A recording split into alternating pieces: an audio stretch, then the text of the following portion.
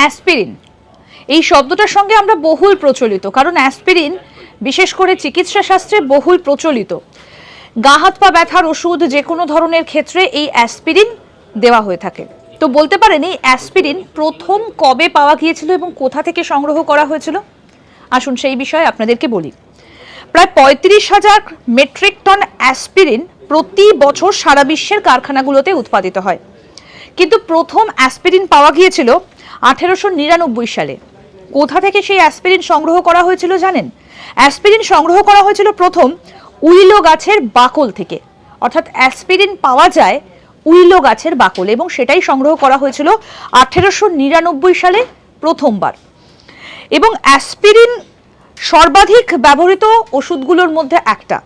Aspirin বহুল প্রচলিত এবং প্রতি বছর বিশ্বব্যাপী অ্যাসপিরিনের ব্যবহার প্রায় ৬০ বিলিয়ন। এই অ্যাসপিরিন ব্যবহার করা হয় চিকিৎসা শাস্ত্রে, এবং এই অ্যাসপিরিন প্রথম পাওয়া গিয়েছিল উইলো গাছের বাকল থেকে।